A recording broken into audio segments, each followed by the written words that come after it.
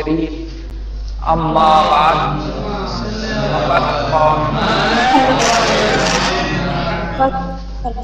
قال الله تبارك وتعالى في كتابه المبين وقوله الحق وهو أصدق الصادقين بسم الله الرحمن الرحيم قد أفلح من زكاها وقد خاب من دساها صدق اللہ العلی العظیم۔ معزز ناظرین و ناظرات، میں سب سے پہلے آپ سبھی حضرات کی خدمت میں ماہ شعبان المعظم کے بابت پر صبری کو تہنیت پیش کرتا ہوں اور خداوند عالم سے دعا گو ہوں کہ انشاءاللہ خداوند عالم بطفیل معصوم جو اس عظیم مہینے میں دنیا میں آئے ہیں، ہم سب کو قرآن اور اہل بیت کے بتائے ہوئے راستے پر چلنے کی توفیق مرحمت فرمائے۔ آج کے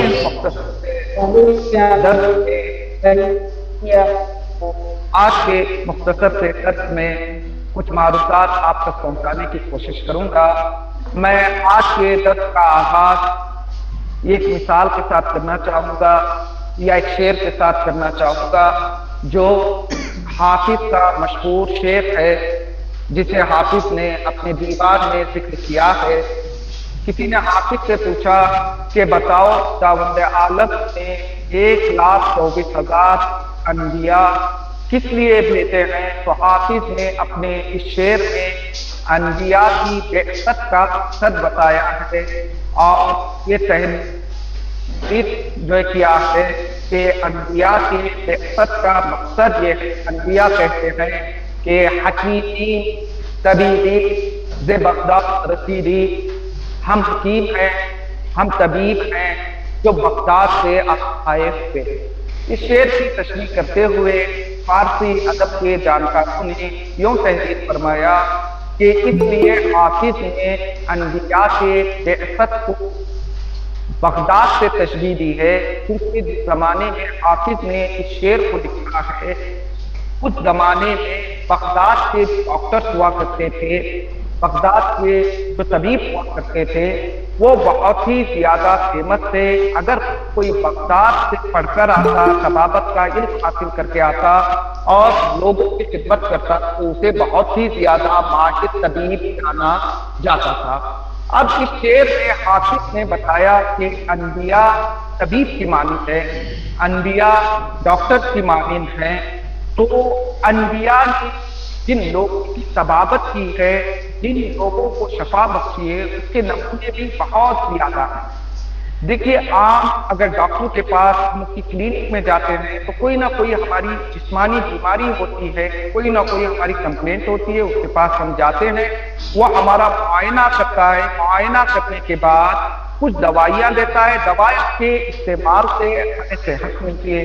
اگر حافظ اپنے شعر میں یہ کہہ رہے ہیں کہ انبیاء طبیب ہیں، تو کون سی بیماری ہے جس کا علاج انبیاء کیا کرتے تھے؟ اگر خلاصتاً کہیں تو انبیاء جو بھی مریض کے پاس جاتا ایک ہی نسخہ لوگوں کے حوالے کرتے، اور ہر ایک آدمی کی بیماری بھی ایک ہی ہوا کرتی تھی۔ اس بیماری کا نام رنج و غم ہے، اور اسی بیماری کے علاج کے لیے خداوند عالم نے 1,24,000 انبیاء کو مبعوث کیا۔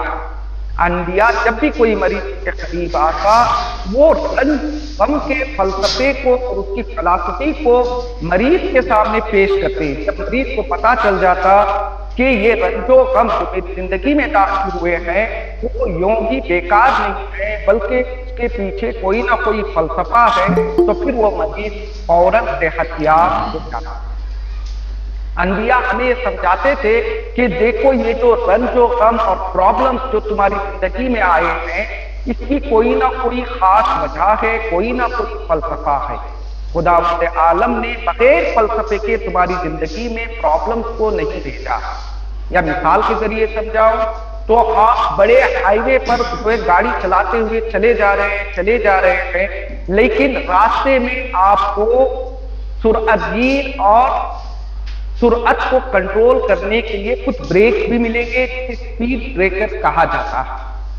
آپ کی گاڑی اچھی چل رہی تھی، لیکن چلتے چلتے آپ چاہیں یا نہ چاہیں آپ کو اپنی گاڑی آہستہ کرنی پڑے گی، اسپیڈ بریکر پر پورے دھیان کے ساتھ تھوڑی دیر رک کر آپ کو دوسری طرف جانا پڑے گا، پھر اس کے بعد آپ اپنی گاڑی کو تیزی کے ساتھ آگے لے جا سکتے ہیں۔ خداوند عالم نے ہماری زندگی میں رنج و غم کو داخل کیا ہے، یہ رنج و غم بالکل اس جو ہے راستے میں سرعت گیر کی مانند ہے، جو گاڑی تیز چل رہی تھی لیکن اچانک سے اسے دھیما کر دیتی۔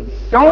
چونکہ راستے میں پڑے ہوئے اسپیڈ بریکر ابد نہیں ہے، بلکہ کسی مقصد کے تحت ان کو ڈالا گیا ہے تاکہ آپ کا سفر بخیر ہو۔ بالکل اسی طرح سے خداوند عالم نے زندگی میں صرف جو خوشیاں اور ہیپینس کو نہیں رکھا ہے، بلکہ خوشیوں کے ساتھ ساتھ خداوند عالم زندگی میں رنج اور غموں کو بھی رکھا ہے۔ کیوں رکھا ہے؟ تاکہ یہ رنج و غم آپ کے آگے کے سفر کے لیے بے حد ضروری ہے، اور یہ رنج و غم ہی آپ کو کمال تک پہنچا سکتے ہیں۔ اور ایسا بھی نہیں ہے کہ کچھ لوگوں کو خدا نے رنج و غم دیے، کچھ لوگوں کی زندگی میں صرف خوشیاں ہی خوشیاں رکھی، نہیں، بالکل ایسا نہیں ہے۔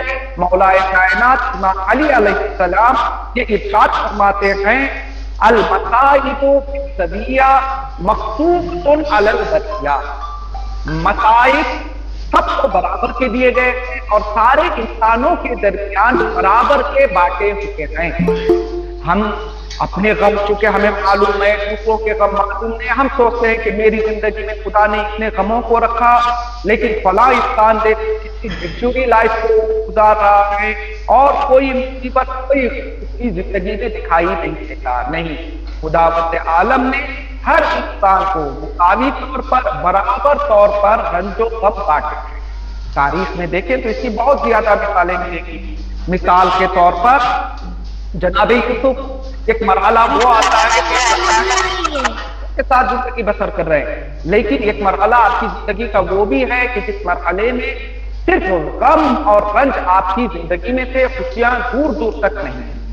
مثال کے طور پر اگر خداوند عالم نے رنج و غم کو برابر سے تقسیم کیا ہے تو ہم مثال کے طور پر یہ فرض کریں کہ خداوند عالم نے ہر انسان کی زندگی میں 30% مصائب رکھے ہیں، 70% جو ہے خوشیاں رکھی ہیں، تو یہ 30% ہر انسان کو ملے گی۔ ہاں، یہ الگ بات ہے کہ جناب یوسف کی طرح کسی کو یہ رنج و غم زندگی کی ابتدا میں دے دیے جاتے ہیں۔ جناب یوسف کے بچپنے کو دیکھیں تو آپ کا پورا بچپنا رنج و غم میں گزرا ہے۔ آپ پیدا ہوئے، آپ کو جو اپنی ماں سے دور ہونا پڑا، بھائیوں نے آپ سے حسد کیا، باپ سے دور کر دیا گیا، آپ کو کنویں میں ڈال دیا گیا، کنویں سے جب باہر آئے تو ان لوگوں کے ہاتھ لگے جنہوں نے آپ کو لے جا کر مصر میں بیچ دیا، پھر آپ محل میں پہنچے تو وہاں بھی زلیخا کے مظالم کا شکار، پھر جب زلیخا کی بات نہیں مانی پھر آپ کو زندان میں ڈال دیا گیا۔ ایک مرتبہ جناب یوسف زندان سے نکلے اور عزیز مصر بنے تو پھر آپ تاریخ میں نہیں دیکھیں گے کہ جناب یوسف نے کسی طرح کے رنج و غم کو برداشت جو ہے کیا ہو۔ کیوں؟ اس لیے جو آلام و مصائب، جو رنج، جو مصائب 30% جناب یوسف کی زندگی میں تھے، وہ خداوند عالم نے بچپنے ہی میں انہیں دے۔ کچھ لوگ ایسے بھی ملتے ہیں کہ جن کا بچپنا بڑا اچھا گزرتا ہے، جوانی بڑی اچھی گزرتی ہے، لیکن یہ 30% رنج و مصائب آخر میں دے جاتے ہیں۔ مثال پیش کروں، جناب ایوب کہ جن کا بچپنا بھی اچھا گزرا اور جن کی یہ پوزیشن تھی کہ جناب ایوب شہر کے بڑے بھی تھے، مالدار بھی تھے، آپ کے پاس زیادہ بیویاں بھی تھی، آپ کے پاس زیادہ خوبصورت اولاد بھی تھی، لیکن ایک وقت وہ آتا ہے کہ آپ کا مکتب بھی چلا جاتا ہے، آپ کی بیویاں بھی ایک ایک کر کے ساتھ چھوڑ دیتی ہیں، آپ کے بچوں کا بھی انتقال ہو جاتا ہے، جو آپ کا وجیح اور خوبصورت چہرہ تھا وہ بیماری کی وجہ سے بدل جاتا ہے۔ یہاں تک یہ نوبت آ جاتی ہے کہ جناب ایوب کے بیوی کو دوسروں کے گھروں میں جا کر کام کرنا پڑتا ہے۔ دیکھیں، ایک عزت دار شخص اس کی بیوی جا کر دوسروں کے گھروں میں کام کرے، یہ بہت ہی مصیبت اور مصائب کا مقام ہے۔ تو حضرت یوسف کے 30% جو رنج و غم تھے وہ آپ کو آپ کے بچپنے میں دے دیے گئے، اور حضرت ایوب کے جو 30% رنج و آلام تھے وہ آپ کی زندگی کے آخری مرحلے میں دیے گئے، یا کبھی کبھی ایسا بھی ہوتا ہے کہ خداوند عالم اس کو ڈیوائڈ کر دیتا ہے۔ زندگی میں پہلا مرحلہ خوشی کا آتا ہے، خوشیاں چلتی رہتی ہے، پھر ایک مرحلہ غم کا آتا ہے، پھر انسان اسے بھول جاتا ہے، پھر آگے بڑھتا ہے، تو آگے چلتے چلتے پھر ایک مرحلہ اس چیز کا آتا ہے، انسان کی زندگی میں دکھ اور آلام کا آتا ہے۔ تو پتا چلا ہر انسان کو برابر کے مصائب، برابر کے آلام تقسیم کیے گئے ہیں۔ یہ الگ بات ہے کہ کسی کو ابتدائی زندگی میں دے دیے جاتے ہیں، کسی کو آخری زندگی میں، اور کسی کے مصائب کو ڈیوائڈ کر دیا جاتا ہے، جیسے ہمارے پیغمبر اسلام کے ساتھ ہوا کہ آپ کی زندگی میں مصائب کو ڈیوائڈ جو ہے کر دیا گیا تھا۔ تو ہمیں یہ سوچ لینا چاہیے، یہ جو رنج و آلام ہیں، یہ جو مصائب ہیں، یہ سب کو برابر کے ملے ہیں۔ کسی کو شروع میں دے دیے جاتے ہیں، کسی کو آخر میں دیے جاتے ہیں، اور کسی کے لیے ڈیوائڈ جو ہے کر دیا جاتا ہے۔ اور انبیاء اسی لیے آئے تھے تاکہ آ کر آپ کو یہ رنج و علم کا فلسفہ بتائے کہ دیکھو یہ جو رنج، یہ جو پرابلمز تمہاری زندگی میں کریٹ ہو رہے ہیں، یہ تم اکیلے نہیں ہو، بلکہ یہ سنت الہی ہے کہ خداوند عالم نے کچھ مقدار میں غم، آلام، مصائب کو سب کے درمیان تقسیم کیا۔ ہاں، روایتوں میں ملتا ہے اور دعاؤں کی کتابوں میں دعائیں بھی موجود ہیں۔ اگر انسان چاہتا ہے کہ اس کے سارے مصائب ابھی آ جائے، بعد کی زندگی بڑی آسانی سے گزرے، تو کچھ دعائیں منقول ہیں۔ اگر ان دعاؤں کو انسان زیادہ سے زیادہ پڑھے گا تو اس کی جتنی مصیبتیں ہیں وہ ابھی آ جائیں۔ اور کچھ ایسی دعائیں بھی ہیں منقول کہ جن کو انسان پڑھے گا تو اس کی مصیبتیں آخری زندگی میں آئیں۔ اور اگر انسان چاہتا ہے کہ ہمارے پیغمبر کی طرح زندگی میں کبھی خوشی ہو، پھر اس کے بعد رنج و غم ہو، پھر خوشی ہو، پھر رنج و غم ہو، تو اس کے لیے بھی دعاؤں کی کتابوں میں دعائیں منقول ہیں۔ لہذا ابھی تک میں آپ کی خدمت میں یہ بیان کرنے کی کوشش کر رہا تھا کہ انسان کی زندگی میں رنج و غم کا آنا لازمی ہے، اور ہر انسان کو برابر کے رنج و غم تقسیم کیے گئے ہیں۔ اب یہ الگ بات ہے کہ کچھ رنج و غم تقدیری ہوتے ہیں، کچھ رنج و غم تقدیری ہوتے ہیں۔ کچھ رنج و غم ایسے ہیں جو ہم چاہیں نہ چاہیں وہ جو ہے ان کا سامنا ہمیں کرنا ہی پڑے گا، لیکن کچھ رنج و غم ایسے ہیں کہ جو خدا کی طرف سے نہیں ہیں، بلکہ انسان نے اپنے غلط اعمال کی وجہ سے انہیں دعوت دی ہے۔ اب وہ جو ہم دعاؤں میں پڑھتے ہیں کہ خدا ہمیں رنج و غم سے دور فرما، وہ تقدیری رنج و غم سے انسان کے لیے چھٹکارا نہیں، وہ تو آئیں گے ہی آئیں گے۔ لیکن یہ جو دعاؤں میں کہا گیا ہے کہ آپ دعا کیجئے، فلاں دعا پڑھیں گے تو آپ سے فلاں مصیبت دور ہوگی، یہ وہ تقدیری بلائیں ہیں جو انسان اپنے اعمال کی وجہ سے جن کو دعوت دیتا ہے۔ اب میں نے کہا پیغمبر طبیب ہیں، بیماری رنج و غم ہے، اور پیغمبر آئے ہیں اس بیماری کو دور کرنے کے لیے۔ اگر ہماری بیماری رنج و غم ہے تو پیغمبر کا وہ کون سا نسخہ ہے، وہ کون سا پرسکرپشن ہے جس پر عمل کرنے سے ہم اس بیماری سے نجات حاصل کر سکتے ہیں۔ تمام انبیاء الہی نے جتنے مریض کی آپ کی خدمت میں آئے سب کو ایک ہی پرسکرپشن لکھا، ایک ہی نسخہ دیا، کہا کہ اگر اس نسخے پر عمل کرو گے تو تم رنج و غم سے دور رہو گے۔ وہ نسخہ کیا ہے؟ تمام اولیاء، تمام اوصیاء، تمام انبیاء نے ایک ہی نسخہ دیا، کہا کہ اگر چاہتے ہو کہ تمہاری زندگی میں تقدیری رنج و غم وارد نہ ہو تو تمہارے لیے ایک ہی نسخہ ہے۔ وہ نسخہ یہ ہے کہ تم جتنا دوسروں کے رنج و غم کو دور کرو گے اتنا ہی تمہاری زندگی سے رنج و غم دور ہوتے چلے جائیں۔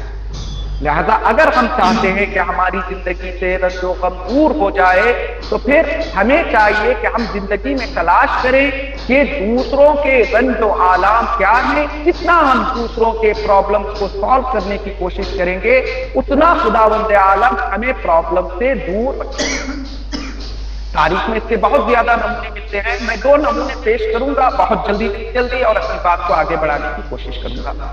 کتابوں میں ملتا ہے کہ ایک جگہ پر ایک غلام رہا کرتا تھا غلام سے آقا نے کہا کہ جاؤ بازار جانے کے بعد مٹی کا برتن خرید کر لے آنا۔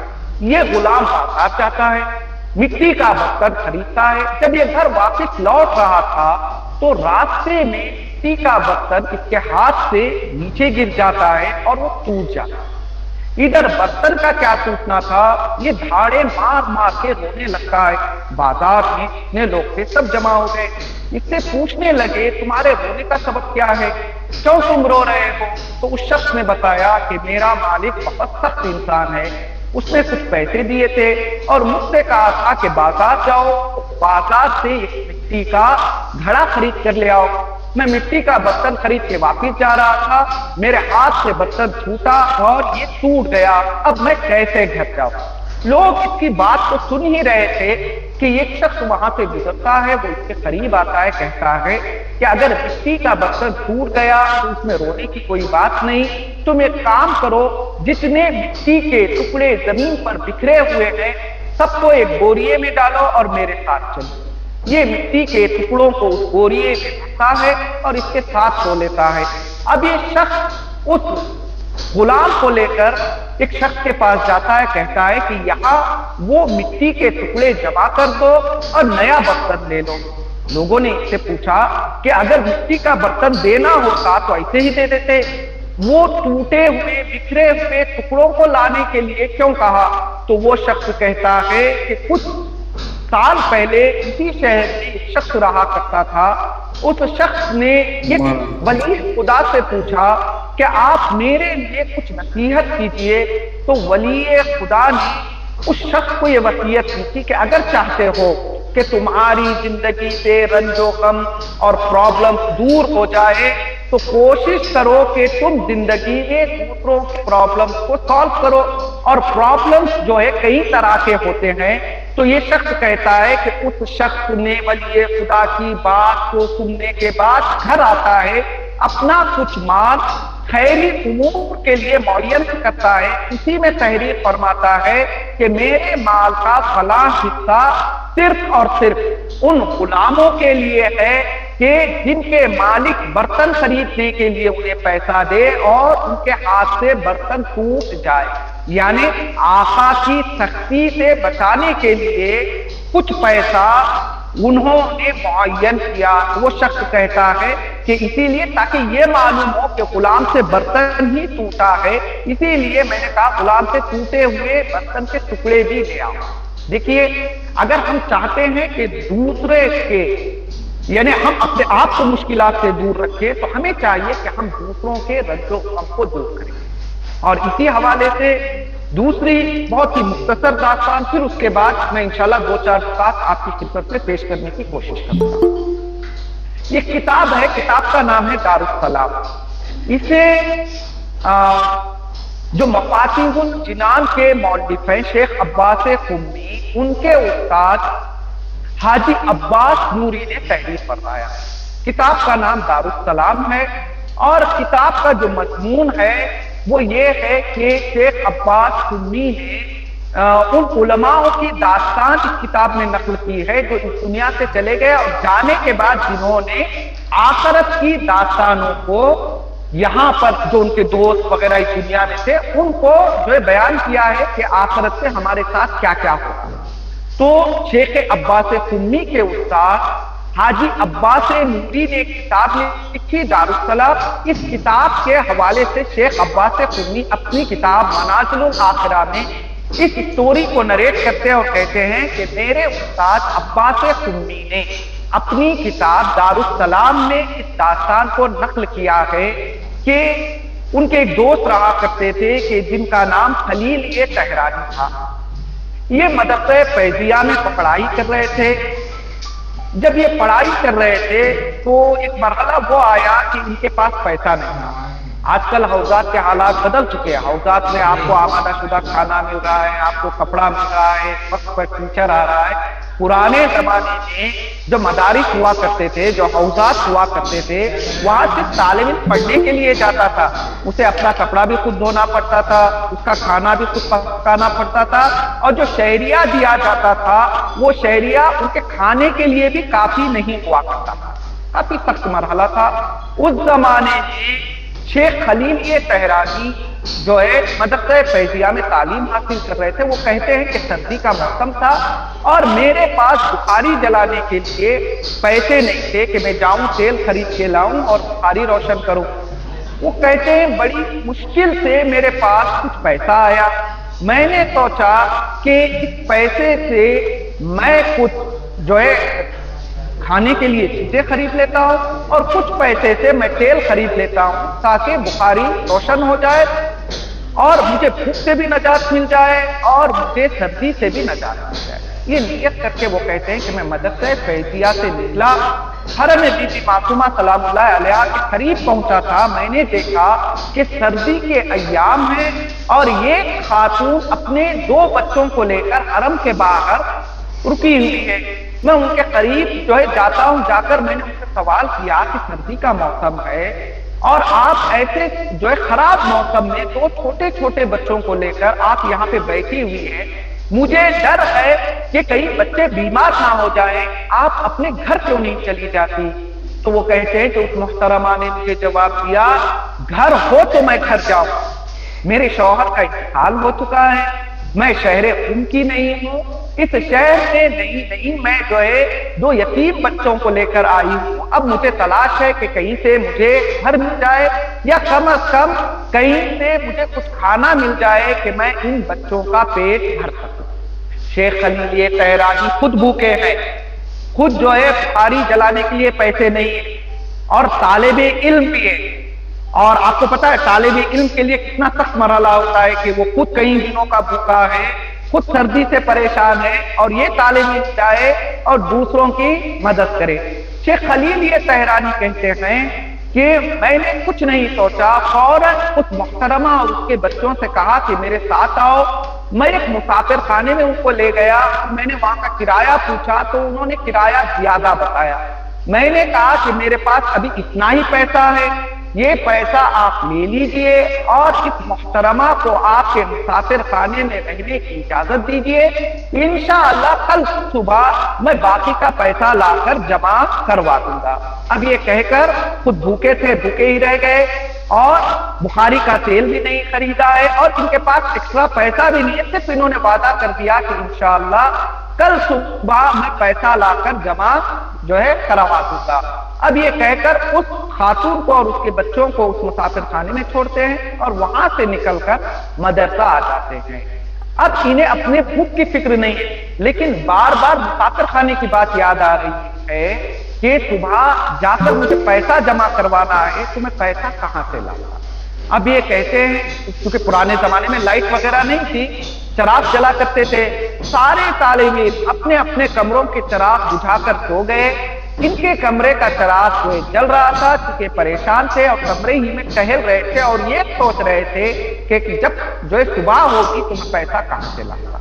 اب یہ کہتے ہیں کہ میں اسی فکر میں اپنے کمرے میں چہل قدمی کر رہا تھا کہ ایک شخص میرے کمرے کے قریب آتا ہے، کہتا ہے کہ کیا آپ مولانا ہیں؟ تو یہ حاجی خلیل طہرانی شخص سے پوچھتے ہیں کہ بھائی ہاں میں مولانا تو نہیں، میں طالب علم ہوں، آپ یہاں کیوں آئے ہیں؟ تو وہ شخص کہتا ہے کہ مجھے کچھ ضروری کام تھا، میں نے دیکھا سارے کمروں کے چراغ بجھے ہوئے ہیں، آپ کے کمرے کا چراغ روشن تھا تو میں نے سوچا کہ آپ جگ رہے ہوں گے۔ بعد میں انہوں نے پوچھا بتاؤ آپ کیوں آئے ہیں؟ تو آنے والا شخص بتاتا ہے کہ میرا ایک جوان بیٹا ہے، وہ کافی بیمار ہے، سارے طبیبوں نے سارے ڈاکٹرز نے جواب دے دیا ہے، اب آخری راستہ جو بچا ہے وہ دعا کا راستہ ہے، اور میں کوئی نارمل اور معمولی آدمی بھی نہیں ہوں بلکہ تہران کا بہت بڑا بزنس مین ہوں، بیٹے کی بیماری نے مجھے آپ کے مدرسے تک پہنچایا ہے، اب ایک ہی راستہ ہے، آپ مولانا ہیں، آپ طالب علم ہیں، آپ کچھ ایسی دعا پڑھ کے دیجئے جس کی وجہ سے میرے بیٹے کو صحت مل جائے۔ اب یہ کہتے ہیں میں تو طالب علم تھا، مجھے نہ کوئی دعا آتی تھی نہ کوئی عمل آتا تھا، اب میں نے سوچا کیونکہ بیچارہ بڑے یقین کے ساتھ آیا ہے اور رات کا وقت بھی ہے، کوئی دوسرا جاگ بھی نہیں رہا ہے، تو یہ کہتے میں نے پانی لیا، پانی لے کر چونکہ 40 مرتبہ سورہ الحمد تو مجھے آتا تھا، 40 مرتبہ سورہ جو ہے حمد کو میں نے پڑھا اور وہ پانی اس کے حوالے کر دیا، کہا جاؤ انشاءاللہ شفا ملے گی۔ اب میں یہ دیکھ کر سو گیا، میں نے جو ہے مجھے خود یقین نہیں تھا کہ عمل ہوگا یا نہیں ہوگا، لیکن جیسے ہی میں نماز صبح پڑھ رہا تھا وہ فوراً ایک پیسے کا بکسا لے کر میرے پاس آتا ہے، کہتا ہے کہ جو کام بڑے بڑے ڈاکٹرز نے انجام نہیں دیے وہ آپ کے پانی نے انجام دیا ہے۔ جیسے ہی میں نے پانی کو اپنے بیٹے کے چہرے پر ملا، اس کی پوری بیماری دور ہو گئی اور وہ ہوش میں آ گیا۔ لہذا میں یہ پیسہ آپ کی خدمت میں دینا چاہتا ہوں۔ تو یہ شیخ کہتے ہیں، یہ مولانا کہتے ہیں مجھے پیسے کی ضرورت نہیں، میں نے تو ایسے ہی پڑھ کے دیا تھا۔ وہ کہتا ہے نہیں، پیسہ آپ کا ہے، آپ کو لینا پڑے گا، اب پیسے کا جو چاہے کرے، مجھے اس سے کوئی لینا دینا نہیں۔ اب یہ کہتے ہیں میں وہ پیسہ اٹھاتا ہوں، اٹھا کر فوراً مسافر خانے پہنچا، جو مسافر خانے کا پیسہ تھا وہ بھی ادا کیا، جو بہت سارا پیسہ بچا ہوا تھا میں نے اس محترمہ، اس بیوہ خاتون اور اس کے بچوں کے لیے شہر قم میں ایک گھر کو خریدا۔ کہا کہ یہ جو پیسہ ملا ہے وہ مجھے میری وجہ سے نہیں ملا ہے، بلکہ میں نے آپ کی مشکل کو دور کیا تو خداوند عالم نے میرے لیے آسانیوں کو فراہم کیا۔ تو آپ ابھی بہتر طریقے سے سمجھ گئے ہوں، انبیاء نے یہ ہی نسخہ دیا ہے۔ اگر ہم چاہتے ہیں کہ دوسروں کے جو ہے پرابلمز کو سالو کرے تو یہ جو ہے ذہن میں رکھیں کہ خداوند عالم خود بخود ہمارے پرابلمز کو سالو جو ہے کرے گا۔ اب آپ مجھ سے پوچھیں گے پیسہ ان کو ملا، انہوں نے پیسہ تو واپس دے دیا خاتون کے لیے، تو انہیں کیا ملا؟ تو یہ شیخ عباس نوری اپنی کتاب دارالسلام میں تحریر فرماتے ہیں کہ ان کے انتقال کے بعد ایک دن میرے خواب میں آئے اور بہت بڑے بڑے محلوں میں بیٹھے ہوئے تھے۔ تو یہ کہتے ہیں میں نے پوچھا کہ اے خلیفہ طہراتی، آپ جو یہ محلوں میں بیٹھے ہوئے ہیں، کیا حوضے میں آپ نے درس حاصل کیا ہے؟ یہ اس کی وجہ سے ہے؟ وہ کہتے ہیں نہیں، حوضہ کچھ کام ہی نہیں آیا۔ آپ نے جو حوضے میں پڑھایا تھا طالب علموں کو، کہا وہ بھی کام نہیں آیا۔ آپ نے جو سالہ سال لوگوں کو نماز پڑھائی تھی، کہا وہ بھی کام نہیں آیا۔ پوچھا آپ نے فلاں جگہ مسجد میں فلاں جو ہے سروس انجام دی تھی، کہا وہ بھی کام نہیں آیا۔ پھر پوچھا کس چیز کے ریواج کے طور پر خداوند عالم نے آپ کو اتنے بڑے جو ہے محل دیے ہیں؟ تو وہ کہتے ہیں سارے کاموں کی جزا ملی ہے، لیکن ان کے بدلوں میں محل نہیں ملے ہیں، بلکہ محل مجھے ملے ہیں صرف اور صرف اس بیوہ خاتون اور اس کے 2 یتیم بچوں کی مدد کرنے کے بدلے۔ دیکھیں اگر انسان دوسروں کے رنج کو، دوسروں کے پرابلمز کو سالو کرے گا تو خداوند عالم ضرور ہمارے لیے آسانیاں پیدا کرے گا، اور وہ عظیم بونٹی، وہ عظیم ریوارڈ، وہ عظیم نعمات ہمارے لیے جو ہے فراہم فرمائے گا کہ جن کا تصور ہم کبھی بھی کر ہی نہیں سکتے۔ لہذا انبیاء آئے تھے ہماری بیماری کا علاج کرنے کے لیے۔ پہلا علاج، ہر انسان کی زندگی میں تکالیف ہیں، یہ نارمل ہے۔ ہاں کچھ تکالیف ہیں جو ہم اپنے برے اعمال کی وجہ سے جنہیں دعوت دیتے ہیں۔ اگر ہم چاہتے ہیں کہ یہ ایکسٹرا پرابلم جو ہماری زندگی میں آ رہی ہیں وہ ہم سے دور رہیں، تو ہمیں ایک ہی کام کرنا ہے کہ ہمیں دوسروں کے پرابلم کو سالو جو ہے کرنے کی کوشش کرنی چاہیے۔ جتنا دوسروں کے مشکلات کو دور کریں گے، خداوند عالم اتنی ہی زیادہ ہماری زندگی میں آسانیاں کو فراہم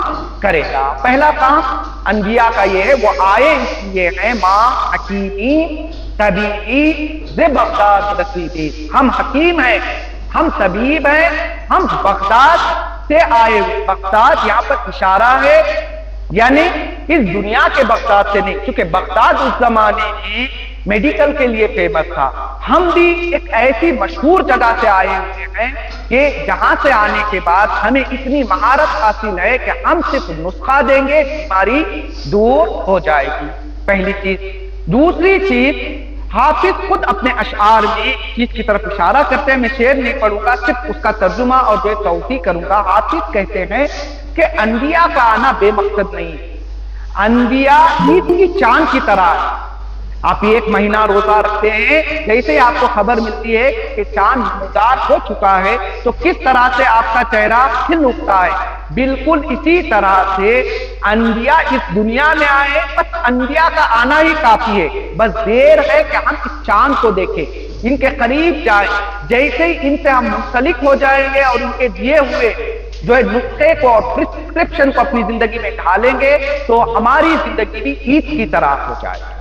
اور تیسرا، دنیا کے طبیب جب علاج کرتے ہیں تو کچھ فیس مانگتے ہیں، لیکن انبیاء ایک ایسے طبیب ہیں کہ جو بے لوث بغیر فیس کے لوگوں کی خدمت کرنے کے لیے تیار ہوتے ہیں۔ یہ دنیا کے ڈاکٹرز ہیں جو کچھ دیتے ہیں تو کچھ آپ سے بھی توقع رکھتے ہیں، لیکن انبیاء الہی ایسے ڈاکٹرز ہیں جو آپ کا ٹریٹمنٹ بھی کرتے ہیں، بدلے میں کوئی چیز بھی نہیں مانگتے۔ ہاں، ایک جگہ پر ہمارے آخری پیغمبر نے مانگا، کیا مانگا؟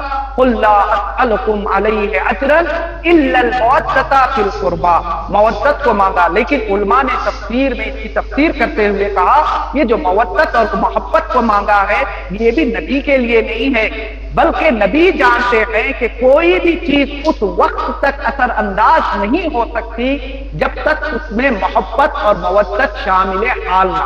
یہ جو محبت اور مودت مانگی ہے وہ بھی ہمارے ہی لیے مانگی ہے۔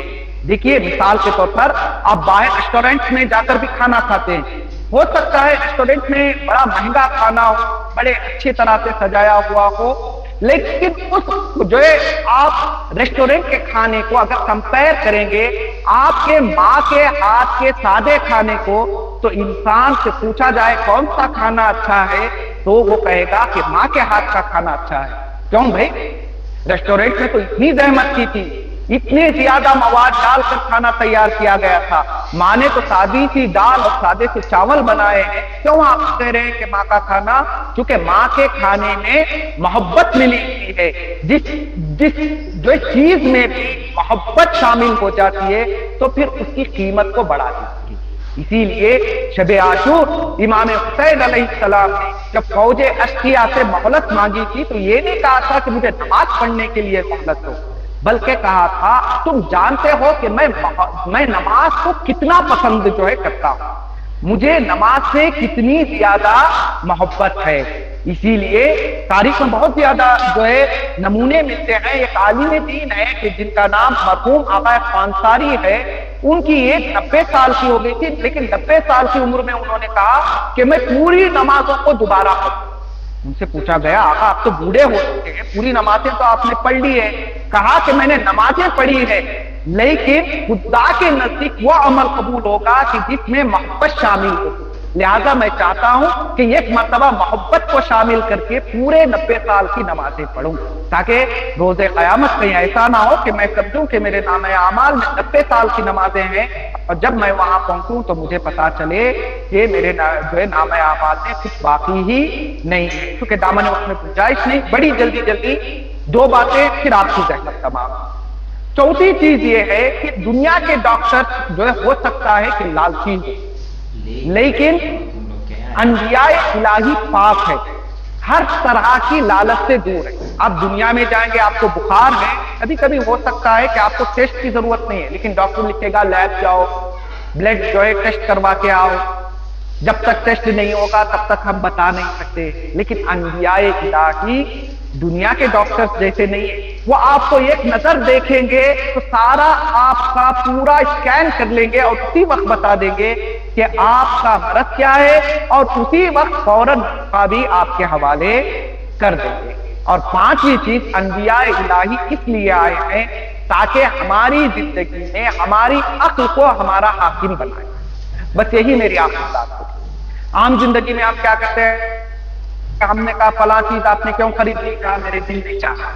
یعنی آپ کا حاکم آپ کی عقل نہیں ہے، یہاں پر آپ کا دل ہے۔ آپ نے کہا کہ فلاں جگہ آپ نے مکان کیوں لے لیا؟ کہا کہ میری بیوی بچوں نے کہا۔ یعنی آپ کا حاکم ابھی آپ کے بیوی بچے ہیں، آپ کی عقل نہیں۔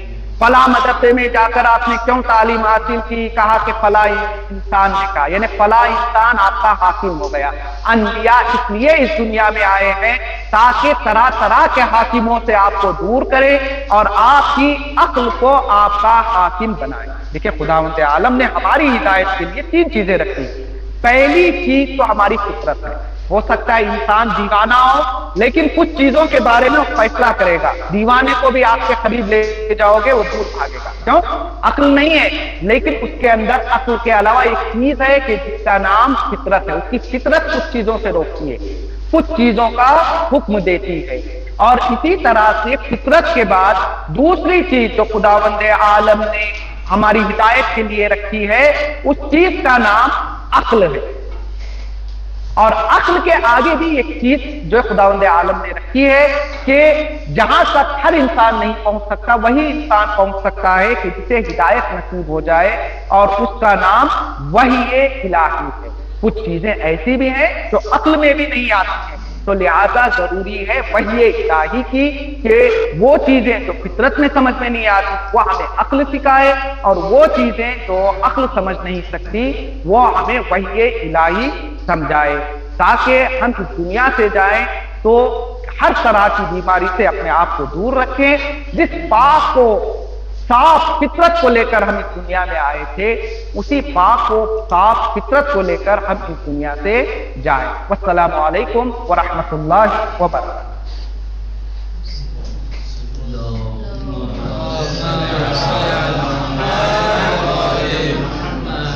अगर कोई सवाल है तो आप लोग अपने सवालात को पेश करें। अस्सलाम वालेकुम आका। अलैकुम व रहमतुल्लाहि व बरकातहू। सवाल ये है कि तकदीरी रंजो गम को मतलब कैसे दूर करें? नहीं, मैंने बताया तकदीरों जो है, तकदीरी रंजो गम जो है जब अंबिया से दूर नहीं हुए, ठीक है, जब हजरत यूसुफ से दूर नहीं हुए, हमारे पैगंबर से दूर नहीं हुए, ठीक है, हमारे अहले बैत अलैहिस्सलाम से दूर नहीं हुए, तो ये तकदीरी रंजो गम सुन्नत इलाही है। सुन्नत इलाही में किसी तरह की कोई तब्दीली कोई आ नहीं सकता। और ऐसा भी नहीं है कि ये जो रंजो गम तकदीरी है वो सिर्फ आपके लिए है, वो तो एक सुन्नत है, वो सबके लिए है, ठीक है। अगर 10% है तो सबके लिए 10% है, और ये लाजिमा है, ये होना ही चाहिए। और किसी को तो है ये भी नहीं करना चाहिए कि वो इस रंजो गम से दूर होने की कोशिश करे, क्योंकि ये रंजो गम हकीकत में जो तकदीरी रंजो गम होते हैं वो हमारे कामयाबी की कीड़ी होते हैं। लिहाजा हमारी मसलाहत में खुदावंद आलम ने इसको रखा है, जिससे किसी तरह का कोई छुटकारा किसी को नहीं मिल सकता। लेकिन एक चीज आप अपने जहन में रखें, ये जो तकदीरी रंजो गम है ये हमारे लिए, जो हमारी बुराई के लिए नहीं, खुदावंद आलम हमको हमसे बेहतर जानता है। तो खुदावंद आलम बेहतर तरीके से जानता है कि हमारे लिए कौन से तकदीरी मसाइब को रखें। हाँ, तकदीरी मसाइब हो सकता है कि 2% हो, मैंने मिसाल भी कहा कि 30%, हो सकता है कि आधा % हो, ये तो होकर रहेगा। हाँ, जो तकदीरी रंजो आलम है, जो हमारी गुनाहों की वजह से, हमारे गलत आमाल की वजह से हम जो है हम पर आने वाले हैं, इसको इंसान दूर करने की कोशिश कर सकता है। और ऐसा भी नहीं कि सिर्फ दुआएं पढ़ के दूर होती, नहीं, सारी चीजों का असल ये इंसान अपनी वजूद को बदलने की कोशिश करें, अपने आप को सही रास्ते पर लाने की कोशिश करें। जितना इंसान सही रास्ते की तरफ अपने आप को बढ़ाता जाएगा, उतना ही ज्यादा वो अपने आप को तकदीरी रंजो गम से दूर करता हुआ चला जाएगा। लिहाजा इंसान को तकदीरी मसाइब से लड़ने की कोशिश करने की बजाय उसे छोड़ दे। आपको चाहिए कि आप तकदीरी रंजो आलाम को दूर करने की कोशिश करें, और वो दूर उसी वक्त होंगे कि जब अपने आप को आप संभालेंगे। और जैसा कि मैंने दर्स में बताया, जितना आप दूसरों के प्रॉब्लम्स को सॉल्व करेंगे, उतना ही ज्यादा आपके प्रॉब्लम्स की खुदावंद आलम सॉल्व करेंगे। जी, मेहरीन अब्बास कुछ कहना चाह रहे हैं तो कहिए, सवाल है आपका तो। अस्सलाम वालेकुम सर, सवाल कुछ नहीं है, बस आप लोगों की तारीफ करना चाहूंगी, आपका शुक्रिया अदा करना चाहूंगी। खुसूसन अल्लामा साहब इतनी कम उम्र में इतना बेहतरीन दर्स दिया है, इतना जामे दर्स दिया है, बहुत अच्छा लगा। और एक सजेशन थी कि जैसे अभी अय्याम फातिमा भी गुजरे थे, जाहिर है आप लोगों ने मस्जिद से पढ़ी होंगी, लेकिन वो सारी मस्जिद से ना आप ग्रुप पे शेयर किया करें, ताकि हम जो दूर रहने वाले हैं, जाहिर है मैं पाकिस्तान से हूँ, तो हम भी आपको सुन सकें, इस्तेफादा हासिल कर सकें। ठीक है, तो आइंदा जब भी कोई मजलिस हो या कुछ हो ना, तो आप इस पे जरूर शेयर किया करिए, कोई लिंक बता दें जहाँ पे आपकी मजलिस वगैरह हो। जज़ाकल्लाह, आप सबके लिए सलाम और बहुत सारी दुआएं। अल्लाह। जी, मेरा आगा से सवाल है کہ بعض اوقات ایسے ہوتا ہے کہ ایک انسان کی اگر لائف میں کوئی پرابلم ہے یا رنج آتے ہیں، اس کی شروع سے لے کر آخر تک رنج ہی رنج اس کی زندگی میں ہوتے ہیں، یعنی وہ شادی کے بعد بھی، بڑھاپے میں بھی، یعنی اس رنج سے نکلتا ہی نہیں ہے۔ اس کی کیا وجہ ہے؟ دیکھیں میں آپ کو بھی سے بھی جواب دینا چاہوں گا، جیسا کہ مولا کائنات نے کہا کہ المصائب بالسویہ، مصائب جو ہے نا وہ برابر کے سب کو تقسیم کیے گئے، تو ایسا ہو ہی نہیں سکتا کہ کچھ لوگوں کے لیے خداوند عالم نے تقدیری مصائب 10% رکھے ہو اور کسی ایک خاص انسان کے لیے 80% 90% رکھے، یہ عدالت الہیہ کے برخلاف یہ بغیر ہمارے حضور کے خداوند عالم تقدیری مصائب کو کسی کے اندر کم رکھے، کسی کے اندر زیادہ رکھے، تو یہ طے شدہ بات ہے۔ ہمیں اس چیز پر مضبوط عقیدہ رکھنا چاہیے کہ خداوند عالم کو مصائب کو تقسیم کرتا ہے، تقدیری مصائب کو سب کے برابر۔ ہاں کچھ لوگوں کی زندگی میں جو مصائب زیادہ دکھائی دیتے، جیسا کہ آپ نے کہا کسی کی زندگی ایسی ہے کہ جن کی زندگی میں شروع سے لے کر آخر تک مصائب ہی مصائب دکھائی دیتے ہیں، تو پہلے تو انہیں بیٹھ کر سوچنا چاہیے کہ اپنے عمل کو صحیح کریں، ٹھیک ہے۔ کبھی کبھی ایسا بھی ہوتا ہے کہ اعمال بندے خدا کی اتنے خراب بھی نہیں، پھر زیادہ زیادہ خراب اعمال کرنے والے آزاد گھوم رہے، لیکن وہ جو چھوٹی موٹی غلطیاں جو انسان چونکہ نسیان سے ہے، چھوٹی موٹی جو گناہ ہوتے ہیں پھر بھی ہو رہے ہیں، تو پھر ایک ہی راستہ بچتا ہے کہ انسان اس چیز پر بھی مضبوط بھروسہ رکھے کہ ہو سکتا ہے کہ خداوند عالم جو سختیاں جو دنیا کے مقابلے میں آخرت کی سختیاں کافی سخت ہیں، جو اگر دنیا کی آگ 1% ہے تو آخرت کی آگ پتہ نہیں کتنے 1000% ہے، انشاءاللہ خداوند عالم ہو سکتا ہے کہ ان کی گناہوں کا کفارے کے طور پر اس دنیا میں کچھ مصائب انہیں دے دے اور اس کے بدلے میں انشاءاللہ آخرت میں انہیں اچھی زندگی نصیب۔ السلام علیکم آقا، آپ نے جو مولانا شیخ عباس قمی والی کتاب کا حوالہ دیا ہے، وہ کون سی کتاب کا نام کیا ہے؟ منازل الاخرہ، یہ جو ہے شیخ عباس قمی کی کتاب ہے، اس کتاب میں انہوں نے یہ کوٹ کیا ہے کہ میرے استاد عباس جو ہے نوری عباس نوری نے اپنی کتاب دارالسلام میں یہ جو ہے واقعہ درج کیا ہے، تو اس کے دو حوالے، سیکنڈ جو حوالہ ہے وہ منازل الاخرہ ہے، لیکن اصل اس کا جو ریسورس ہے وہ دارالسلام۔ جی جی شکریہ۔ مولانا، دوسروں کو اپنی ضرورت کے لیے یا اپنی پرابلم کے لیے کہنا کیسا ہے، کہ دوسروں سے مدد چاہنا یا دوسروں کو اپنی پرابلم بتانا، ان سے اس کے تدارک کے لیے کچھ کرنا، وہ کیسا ہے؟ دیکھیں اس کے حوالے سے جو ہے آپ کو یہ دیکھنا پڑے گا کہ کس کے ساتھ آپ اپنی پرابلم شیئر کر رہے ہیں، آپ اسے اچھی طرح سے جانتی ہے، کیا آپ کو امید ہے کہ جب وہ پرابلم کو سنے گا تو اس کے اندر یہ قابلیت اور صلاحیت پائی جاتی ہے کہ وہ سالو جو ہے کرے گا، اور کچھ لوگ سالو جو ہے کرنے کی ایبلٹی رکھتے ہوئے بھی وہ لوگوں کی مدد کے لیے آگے نہیں بڑھتے، تو آپ چونکہ دور سے مجھ سے سوال کر رہے ہیں تو آپ کو یہ دیکھنا ہوگا کہ کس شخص کے ساتھ میں اپنے پرابلم کو شیئر کر رہے ہیں، پہلے اسے تھوڑا سا آپ تحلیل کریں، تھوڑا سا اینالائز کریں، دیکھیں کہ جس شخص سے میں اپنی پرابلم کو جو شیئر کر رہی ہوں وہ میری پرابلم کو سالو جو کر سکتا ہے یا نہیں کر سکتا۔ مولانا، ہم نے سنا ہے اکثر یہ جیسے ہمارے اہل سنت بھائی ہیں سارے، وہ یہ کہتے ہیں کہ آپ لوگ شرک کرتے ہو، اللہ تعالیٰ نے جب قرآن پاک میں کہا ہے کہ مجھ سے دعا کرو میں ہی تمہاری دعا سنتا ہوں، تو آپ لوگ اہل بیت سے یا دوسروں سے کیوں یہ چیزیں کرتے ہیں؟ دیکھیں جب اللہ جی آپ پورا کیجیے۔ جی بس اسی ٹاپک پہ یہ ہے کہ ہم جب اللہ تعالیٰ نے خود کہہ دیا ہمیں اہل بیت سے مانگنا، وہ کیسا ہے کہ ہم جیسے ہم دوسرا یہ بھی میرا کلیئر کیجیے کہ جب ہم بی بی کی 2 رکعت نفل پڑھتے ہیں یا مولا کے 2 نفل پڑھتے ہیں تو ہمیں اس وقت جو دعا مانگنی چاہیے وہ کس طرح کی مانگنی چاہیے؟ یہ کہنا چاہیے کہ مولا ہمیں دے، بی بی ہمیں یہ کام ہمارا کر دو، یہ کر دو، یا کہ اللہ سے یہ کہنا چاہیے کہ ہم نے یہ 2 نفل پڑھے ہیں तो बीबी के तवस्सुल से हमें अल्लाह से मांगे कि उसे अक्सर लोगों को देखा है कि वो बीबी से या मौला से ही कहते हैं कि मौला हमारा ये काम हो जाए, मौला ये। मुझे इस बारे में थोड़ा सा तफसील से बताइए। देखिए बहन, आपने बड़ा अच्छा सवाल किया है, लेकिन मैं पहले बता दूं, आपने जो सवाल किया है वो सवाल है तवस्सुल से रिलेटेड, जो कि दर्स अखलाक से खारिज है। ये एक जो है कलामी बहन, ठीक है, आपको इसे दकीक तरीके से समझने की जरूरत है और खुद ये जो है कलामी बहस की इसके लिए जरूरत है। लेकिन क्योंकि आपने सवाल कर लिया है तो मैं बहुत मुख्तसर 2-3 लाइन का जवाब देना चाहूँगा। सबसे पहला, ऐसा नहीं है कि जो है अल्लाह की बारगाह में हम किसी को जो है तवस्सुल के तौर पर पेश कर ही नहीं सकते। इसके हवाले से बहुत ज़्यादा तकारीर है, आपने बारहा सुना होगा, और नतीजा में आपकी खिदमत में ये पेश कर रहा हूँ कि बेशक हम अल्लाह से मांग सकते हैं उसके मुहतरम मुक़द्दस हस्तियों का वास्ता देकर। दूसरा सवाल जो आपने किया, बहुत सारे लोग क्या डायरेक्ट मांग सकते हैं या खुदा के लिए मांगा है? तो नहीं, खुदा से ही मांगा जाता है, सिर्फ उनको वसीला बनाया जाता है कि खुदा, क्योंकि मैं गुनहगार हूँ, हो सकता है कि मेरी ज़बान में वो ताकत नहीं है, मैं तुझे वास्ता देती हूँ या देता हूँ इन मुक़द्दस हस्तियों का कि जो तेरे नज़दीक बहुत ही मोहतरम है।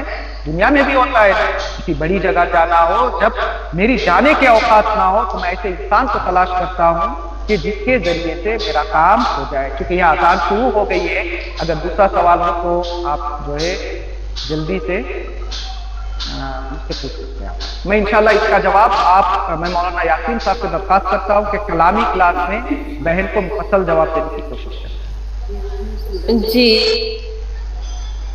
अगर हम किसी की मदद करते हैं, एक दफ़ा हम मदद कर दिया, हम इस काबिल हैं उसकी मदद कर दी है, लेकिन वो शख्स बार बार आ जाता है, तो हमें उस सूरत में हम खुद शर्मसार हो जाते हैं कि अब इसको क्या करें। तो उसके लिए फिर क्या करना चाहिए? उसको जवाब दे देना चाहिए? किस तरह उसको?